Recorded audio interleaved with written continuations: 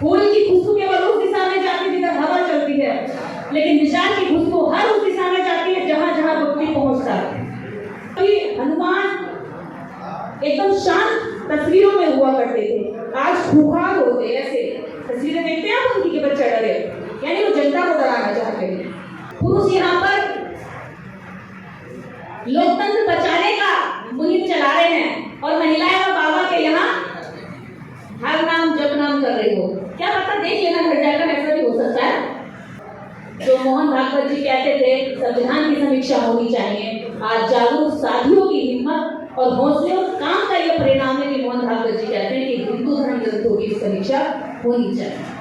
उसमें कह रही हूँ ऐसा नहीं सभी के साथ, आपकी पत्नियां हो सकता है उधर हो और पति इधर हो, पत्नियां उधर हो पति इधर हो। वो वहां कह रही है, वो कह रहा होगा वहां से नारा दे रहा होगा हिंदू राष्ट्र बनाएंगे और पत्नियां ताली बजा रही, वाह बाबा जी बहुत बढ़िया बात है, हाँ बनाएंगे। इधर नारा दे रहे हैं कि हम लोकतंत्र बचाएंगे, तो इधर से आवाज है बिल्कुल हम लोकतंत्र बचाएंगे। एक ही घर में इतना तनाव बॉर्डर पर नहीं है हिंदुस्तान पाकिस्तान के, चाइना और इंडिया के बॉर्डर पर नहीं है इतना तनाव जितना घर में जाके हो जाएगा। अम्बेडकर वाले कहेगा नहीं, ये 33 करोड़ धंधे गंदगी नहीं फैलाएंगे। महिला कहेगी नहीं, तुम्हारे अम्बेडकर मेरे घर में नहीं आएंगे। ये वैचारिक तनाव क्यों है? क्योंकि कहीं ना कहीं हमने वैचारिक काम को पीछे छोड़ दिया। जयंती मनाना सिर्फ एक दिन का काम नहीं है। जिस दिन हम जब भी उठते हैं सोते हैं सम्मान का जीवन जीते हैं, हमारे जीवन के सुबह से लेकर शाम तक की सुरक्षा में जीवन में बाबा साहब डॉक्टर अम्बेडकर का जन्म जब से हुआ है और उनका संघर्ष जो हुआ है वो हमारे जीवन में सम्मिलित है।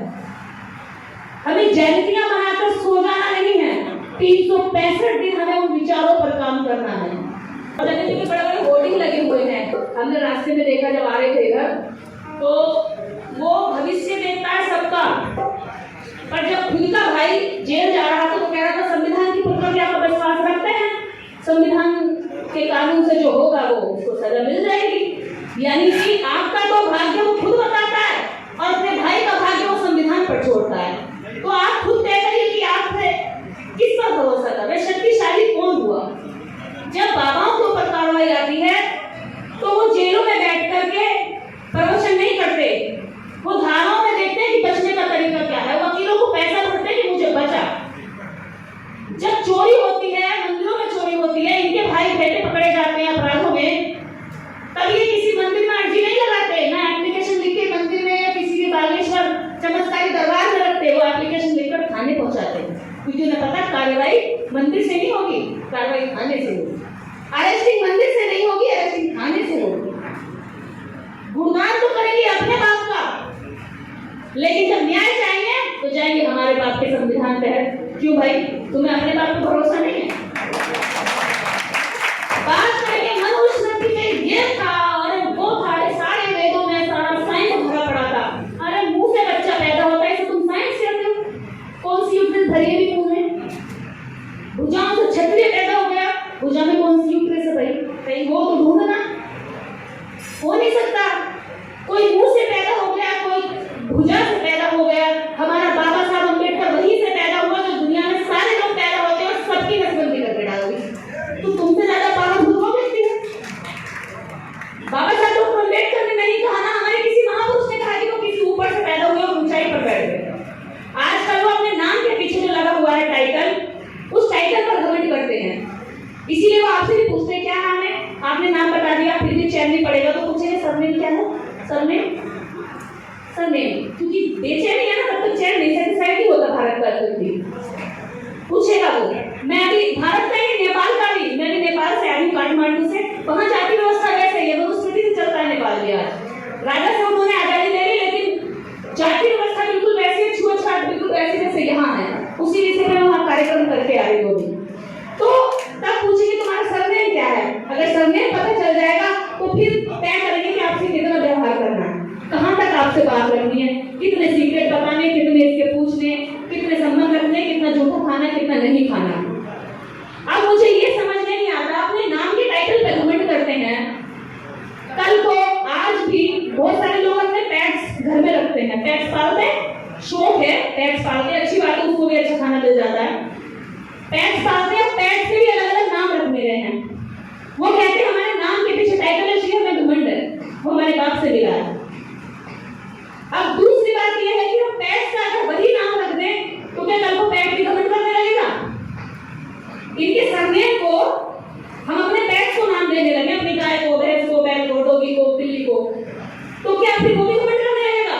अरे नाम तो कोई किसी को भी दे सकता है। तुमने जन्म से कोई खास योग्यता पाई हो तो हमें बताइए कि तुम ऊपर हो, तुम पैदा वहीं से हुए, तुम 9 महीना वहीं रहे जहां हम रहकर आए, तुम्हारे रगों में वही खून दौड़ता है जो हमारे है जिस कलर का, तुम्हारे शरीर पर वही चमड़ी है जैसी हमारी है, तो तुम हमसे ऊंचे कैसे हो गए? अगर वो ऊंचा होने का श्रेष्ठ का घमंड करते हैं तो उनसे जरूर पूछना कि केवल एक थप्पड़ दिखा दे अपने शरीर के ऊपर जो तुझे जन्म के समय मिला हो और जो हमारे नहीं रहा हो। कुछ उनके पास निशानी नहीं है, केवल एक जहर, एक जाति वाली मानसिकता जन्म से डाल दी जाती है बच्चे की परवरिश में कि बेटा तुम तो फलाने की बेटा हो और तुम जन्मजात ऊंचे हो गए। करा धरा कुछ नहीं, चाहे शराब पी के नाली में पढ़ा है, हमारा आगे भले विद्वान हो, उसकी शिक्षा उसको वैल्यू नहीं दिखाई देती। हमारा पढ़ा लिखा भी होना अनपढ़ लगता है और अपने कुत्ते, बिल्ली और गिलहरी बंदर को भी कहते हैं कि वो पढ़ा लिखा था। हमारा विद्वान भी हो है, ऊपर दिखाई देता है, अज्ञानी दिखाई देता है, और अपने नंगे ढूंढे जो घूमते सड़कों पर, जिन्होंने कभी स्कूल में जाकर काका वाला नहीं पढ़ा, उनको कहते हैं कि वो विद्वान है, उनके आगे नमन करते हैं। तो हम कितना भी अच्छा कर लें, उनकी नजरों में कभी अच्छे नहीं हो सकते। बाबा साहब डॉक्टर अम्बेडकर आज तक उनकी नजर में पंडित नहीं हुए और उनका अनपढ़ फेल आज तक पंडित ही रहता है। तो ये हमें ध्यान देना चाहिए कि हमें हमारे लोगों को जगाना है, विशेषकर एससी के साथ ओबीसी का जो ये गठबंधन है वो हो रहा है। मैं ऐसा मानती हूँ कि देश के अंदर बाबा साहब अम्बेडकर के बाद ये सबसे सुंदर काल चल रहा है कि भले ही सत्ता में हम लोग नहीं है, लेकिन वैचारिक मजबूती हमारी इस समय तेज हो रही है। उनकी लड़की, उनकी एंकर, उनकी टीवी की एंकरानी 1 किलो मेकअप लगाकर बड़ी लाइटिंग और बड़ी सीट पर बड़े अच्छे डेस्क पर बैठकर जब बोलती है, जहर उगलती है, तो उसको देखने वाले केवल 10,000 लोग हैं। लेकिन हमारे एससी, एसटी, ओबीसी समाज की एक लड़की अगर खड़े होकर जय भी बोल देती है तो उसे देखने सुनने वाले 10 लाख लोग हैं। हमारे अपने समाज के बहुजन यूट्यूब चैनलों को सब्सक्राइब करो, उनको सपोर्ट करो, वही आपकी आवाज बनेगी, वही आपके बेटा बेटियां आपके बीच में से निकल कर आपके काम कर रहे हैं। और इन बाकी जितने इडियट बॉक्स घरों पे पड़े हुए हैं जो दिन भर आपके दिमाग में डालते मुसलमान ये, पाकिस्तानी ये, उनको कुछ आता ही नहीं है, उनको बंद कर दो कि भाई बस बहुत हो गया। हमारे पास अपने खुद के टीवी चैनल है, खुद के हमारे पास मोबाइल है, हर घर में, हर हाथ में, हम वो देखेंगे, हमें आपको देखने की कोई जरूरत नहीं है, वो खुद एक दिन बंद होते चले जाएंगे। पटना बिहार की धरती को मैं नमन करती हूँ, जहाँ बुद्ध की किसी भी कोने को आप देखें तो यह बुद्ध के विचारों का प्रचार प्रसार विश्व में सबसे ज्यादा किया गया। और बाबा साहब डॉक्टर अम्बेडकर ने धम्म के रूप में हमें बुद्धा दिए और आज यहाँ पर सम्मान स्वरूप भी हमें बुद्धा मिले।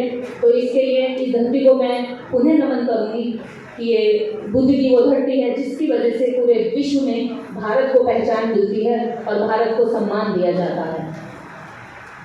एक बात अभी प्रोफेसर साहब ने कही कि यूपी में 3 जातियों का नाम उन्होंने गिनाया।